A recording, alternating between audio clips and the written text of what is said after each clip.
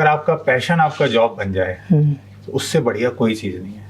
आपको कभी भी थकान नहीं महसूस होगी, कभी भी आप डीमोटिवेटेड नहीं होंगे और डिप्रेस्ड फील नहीं करेंगे। रात में तो बस जगाए और दम से सो गए, दिन भर की सारी थकान सोचते नहीं। ज़्यादातर लोग सोचते हैं कि एक बार सिविल सर्वेंट बन गए, आईएएस आईपीएस आईएफएस जिस सर्विस में आए वो खत्म हो गया। वो खत्म नहीं हो, वहाँ से आपकी करियर शुरू होता है, आपकी लाइफ शुरू होती है। कोई फेवरेट सिंगर? अब तो अरिजीत है।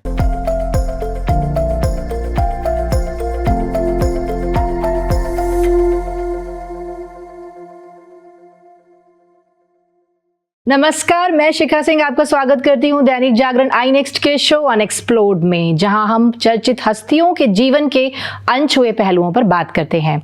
आज अनएक्सप्लोर्ड में हमारे साथ हैं प्रशासनिक क्षमताओं के धनी और यूपी सरकार की 1 ट्रिलियन इकोनॉमी में की रोल प्ले करने वाले senior IAS officer UP SIDA के सीईओ मयूर माहेश्वरी। सर, आपका हमारे शो में बहुत बहुत स्वागत है। Thank you.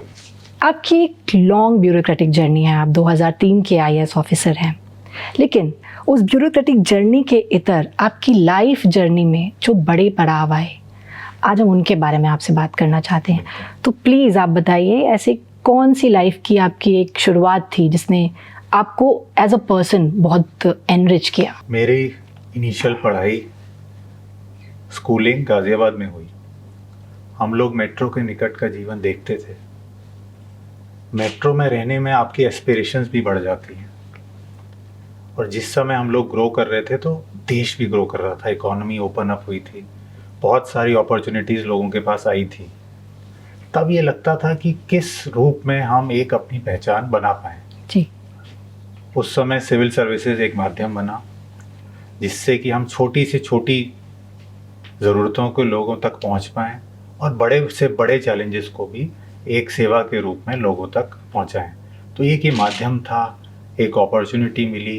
तो एक बड़ा पड़ाव मैं ये कहूँगा करियर में, उस समय जब हमने इंजीनियरिंग पूरी करी तो उसके बाद लगा कि एक और सर्विस देने के लिए सबसे अच्छा माध्यम सिविल सेवा ही थी। तो उसमें प्रयास किया और उसमें फिर हम लोग आगे बढ़े। आपने टेक्सटाइल इंजीनियरिंग की है, तो कहीं ना कहीं जब ये आईएएस बनने का जो ये भाव आया, वो भी इंजीनियरिंग को छोड़ के फिर आईएएस ऑप्ट करने का, ये आपकी चॉइस थी, इसके लिए आपने मेहनत की, कुछ इसके बारे में बताइए सर। देखिए, मैंने जब इंजीनियरिंग पूरी करी तो मेरी शुरू में जॉब लगी रिलायंस में। ओके। तो मैं कुछ समय वहाँ जामनगर में गया ट्रेनिंग पे। पातालगंगा बॉम्बे के पास एक इनका प्लांट है।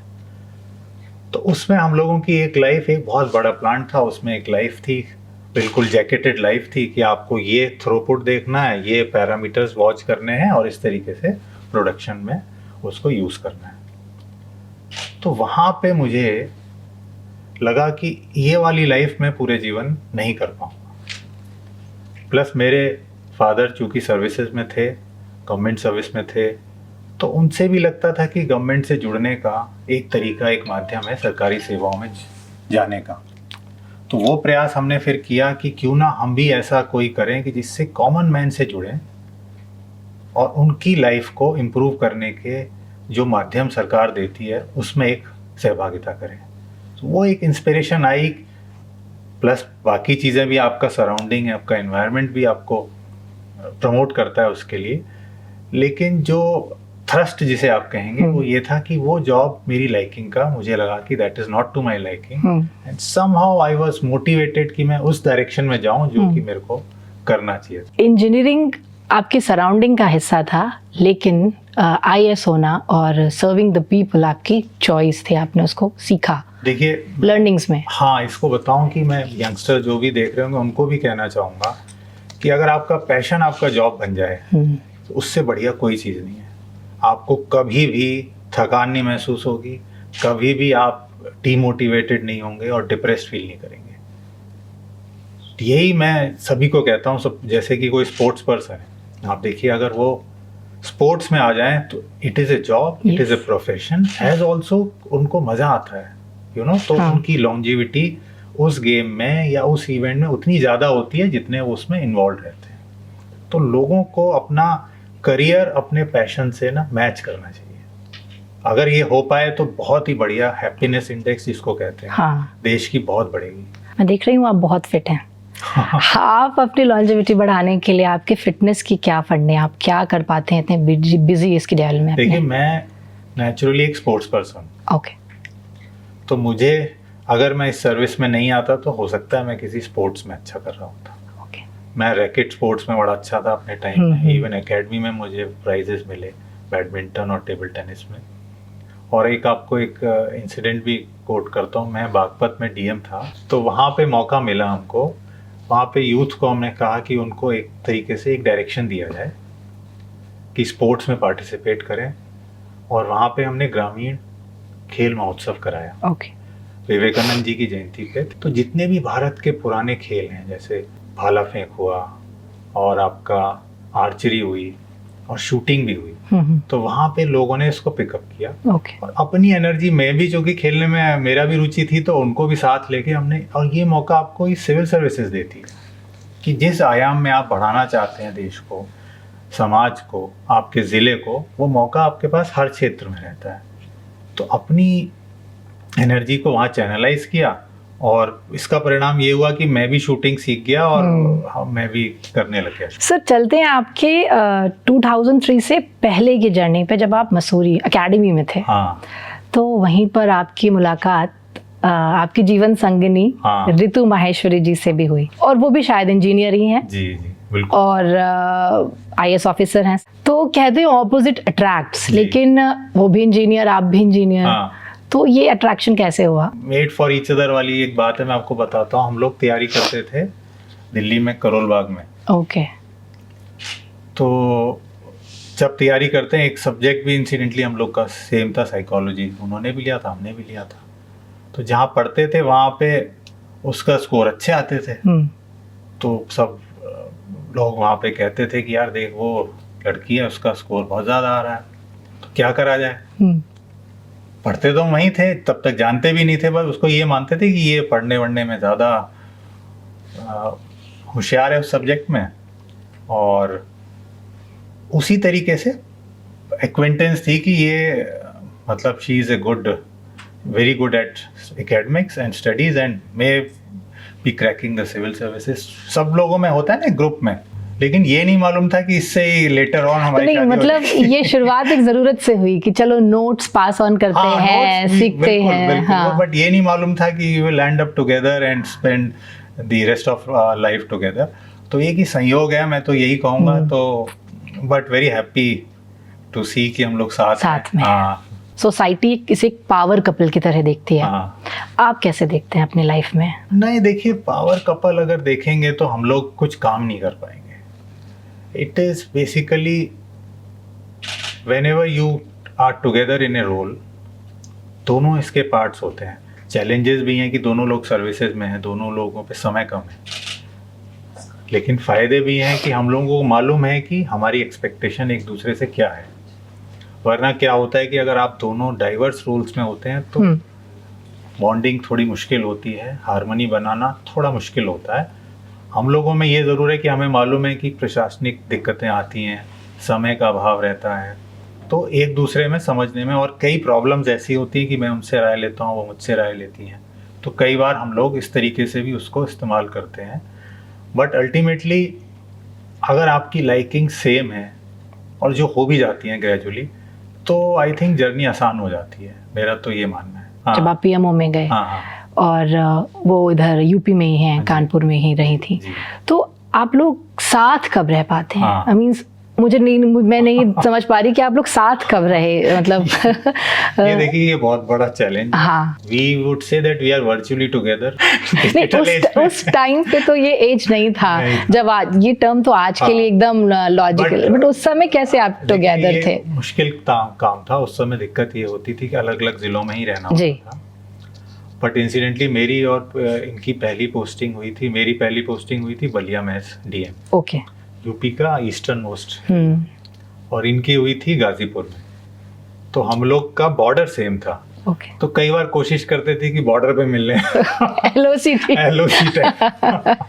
तो वो एक ऐसा मतलब टाइम था कि उस समय निकल जाता है, आप you are in your young age, तो मौका ऐसा मिलता है। कोशिश करते थे कि ज़्यादा से ज़्यादा काम के बीच में समय निकालें साथ रहने का, और देखिए 20-21 साल निकल गए। हाँ। आप पीएमओ में थे सर, मोदी जी के साथ आपने काम किया। उस समय की अपनी लर्निंग के बारे में बताइए। देखिए वो मेरे लिए तो बहुत ही गौरवपूर्ण क्षण था। ऐसे समय में ऐसे नेता के साथ रहना जो कि इतने इंस्पायरिंग है। वो 5 साल ने मेरे को एक ऐसा प्लेटफॉर्म दिया, सीखने की इतनी वो मिला, स्पेक्ट्रम इतना वाइड रहा। और सबसे बड़ी बात मैंने जो सीखी पीएम साहब से कि वो बहुत पेशेंट लिसनर है। हम लोग बहुत छोटे अधिकारी थे, अपनी कोई भी बात कहते थे वो ध्यान से सुनते थे, जो निर्णय लेना होता था वो लेते थे। तो जितने बड़े पद पे आप जाएं, अगर आप पेशेंट लिसनर होंगे तो आप बहुत अच्छा एग्जीक्यूट कर पाते हैं। वो मोटिवेट करते थे, छोटी छोटी बातों को सबको साथ लेके चलने को कहते थे। ये सारी चीज़ें हम लोग के अब मस्तिष्क में एम्बेड हो गई। हम लोग सोचने का तरीका अब वैसा हो गया है। तो एक इंस्पायरिंग जर्नी है, इंस्पायरिंग लीडर के साथ रहने का मौका मिला, तो that is a very, I would say कि मेरे लिए तो वाटरशेड मोमेंट था। उसके बाद से सोचने का तरीका अलग हो गया। सर वो वाली लर्निंग्स जो आप पीएमओ से लेकर आए और अब जब यहाँ पे यूपी सीडा को आप लीड कर रहे हैं और यूपी में एक विजन है कि हमें 1 ट्रिलियन इकोनॉमी अपने प्रदेश को बनाना है जी। आपने कोविड का टाइम भी देखा था, उस टाइम में आपने कैसे फेस किया? देखिए वो बहुत ही चैलेंजिंग टाइम्स थे। हम सब उस समय अपनी पर्सनल क्राइसिस और सोशल क्राइसिस दोनों से जूझ रहे थे। बट मैं माननीय मुख्यमंत्री जी का धन्यवाद देना चाहूँगा। उस समय उन्होंने हमें 2 चीज़ें बताई कि जीवन और आजीविका दोनों साथ साथ चलनी चाहिए। आप सोचिए कि अगर हम आजीविका को रोक देते कोविड की वजह से, कारखाने बंद कर देते, लोगों को काम करने से रोक देते, उत्पादन से, तो आजीविका जैसे ही बंद होती है वो जीवन से लिंक्ड होती है, तो एक और क्राइसिस क्रिएट हो जाता। तो हम लोगों ने औद्योगिक क्षेत्रों में ये सुनिश्चित किया कि कोविड के जो भी प्रोटोकॉल्स हैं उनको पालन करते हुए किस तरीके से ऑप्टिमाइज करें काम। अब आप देखिए उस समय स्कूलों ने ऑनलाइन शुरू कर दिया, जो साथ में वर्कफोर्स थी उन्होंने शिफ्ट्स बढ़ा दी जिससे कि एक साथ लोग इकट्ठा ना हो, लेकिन उत्पादन और उत्पादकता में कोई कमी नहीं आई। ये मैं कहूँगा कि देशवासियों का रेजिलियंस है। मतलब we should salute our countryman. उन्होंने इतनी उस समय रेजिलियंस दिखाई, पेशेंस दिखाई कि हम लोगों को कभी नहीं लगा। अब देखिए देश कैसे उभर के आया कोविड से। और भारत ने अपनी एक ग्लोबल लैंडस्केप में जो पहचान बनाई वो मतलब काबिले तारीफ है, मैं तो यही कह सकता हूँ।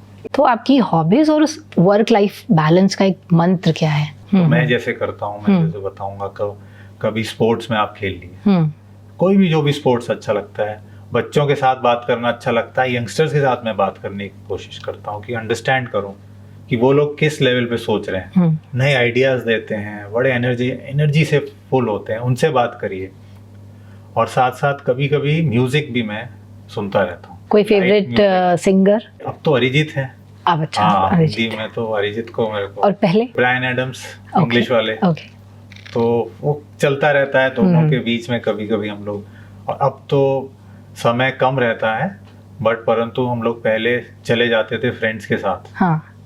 2-3 दिन के लिए आउटिंग पे चले गए, तो वहाँ पे आप ओपन अप होते हो, अपनी बारे में जानते हैं, दूसरे की प्रॉब्लम समझते हैं। वरना लगता है कि हमारी सारी प्रॉब्लम्स मेरी हैं, दूसरे को कोई प्रॉब्लम नहीं। तो आप दूसरे को जब तक नहीं देखेंगे तब तक आपको लगता है कि grass is always greener on the other side. बच्चों को कितना टाइम दे पाते हैं सर?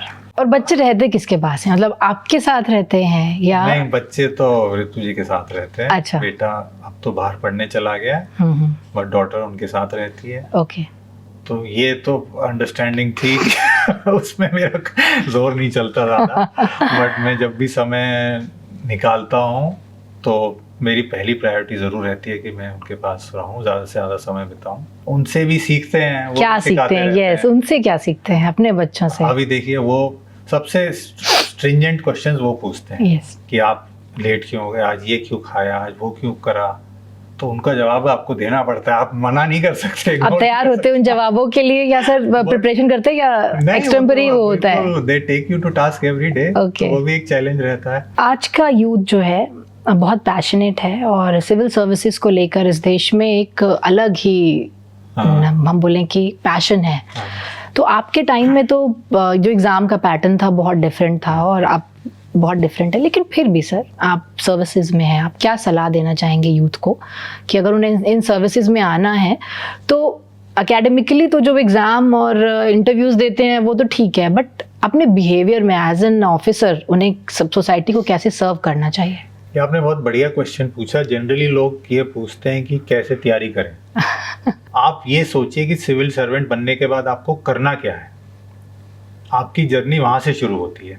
ज़्यादातर लोग सोचते हैं कि एक बार सिविल सर्वेंट बन गए, IAS, IPS, IFS जिस सर्विस में आए वो ख़त्म हो गया। वो ख़त्म नहीं हो, वहाँ से आपकी करियर शुरू होता है, आपकी लाइफ शुरू होती है।